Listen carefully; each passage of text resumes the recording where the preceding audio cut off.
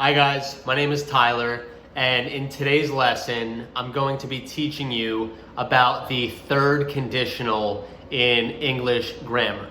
So, the third conditional is used when you want to speak about something that already happened, an event that already occurred, but you would like to change what you did or what someone else did, what the outcome was. I like to think of it as having a time machine. So if you could go back and change something, how would you do it differently? That's the third conditional in English. And three common pairs of words that you'll see when hearing or using the third conditional are would have, could have, if I had. So for example, we'll start with would have. I would have brought an umbrella if I knew it was going to rain. So that's not actually what happened.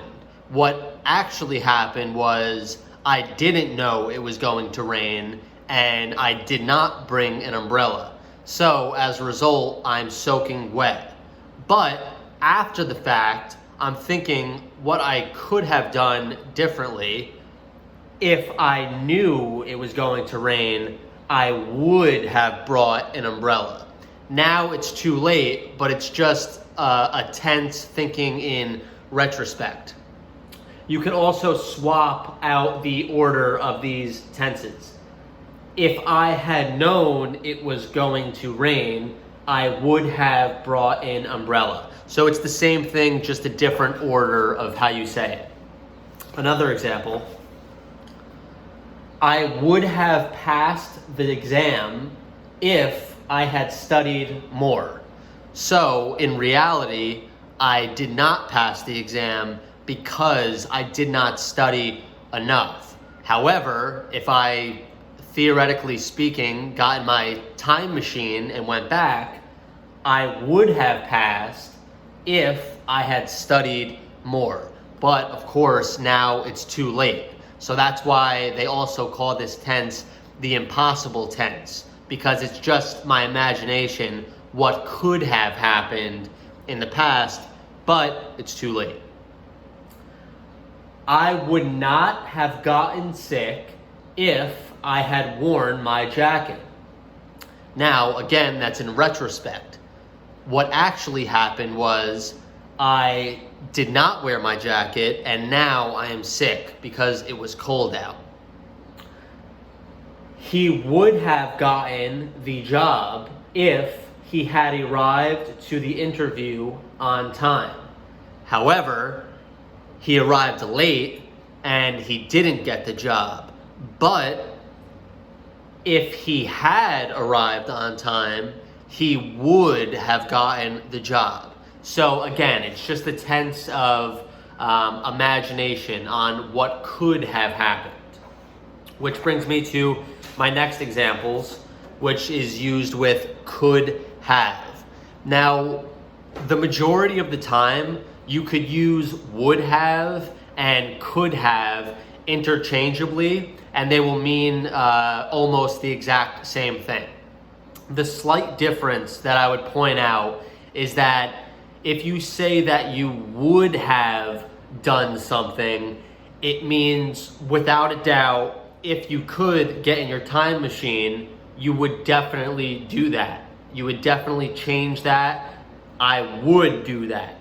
If you say I could have done that, it doesn't mean that you would not have done it, but to say that I could have, it's just to say that there was a possibility. Maybe I would have done it, maybe I would not have done it, but I was able to. I could have. But again, the majority of the time, they mean the exact same thing when you use them in the third conditional. So some examples for could have. You could have called me if you had something to say. So the condition would be you having something to say to me, and the result would be you could have called me. You would have been able to call me. And the last example I have, I could have helped you with your homework if you had told me. But you never called me, you never told me that you needed help, and as a result, I did not help you.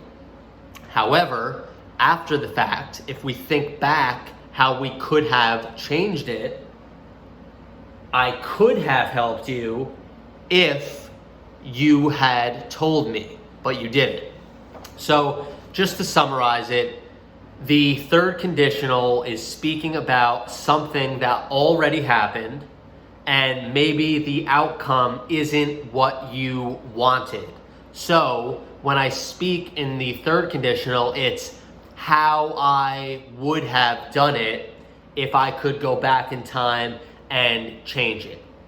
It is a complex subject, and there are many other tenses, so I'm going to be making more videos to go more in depth on the subject. For now, I just wanted to give you an idea of how it's used so you can recognize it if you hear it and use it, because I know it could be a very frustrating tense to write or speak. As always, thank you for watching. I hope you enjoyed the video. Please like, share, and subscribe to my YouTube channel if you enjoyed these videos and would like to see more. And thank you very much for watching.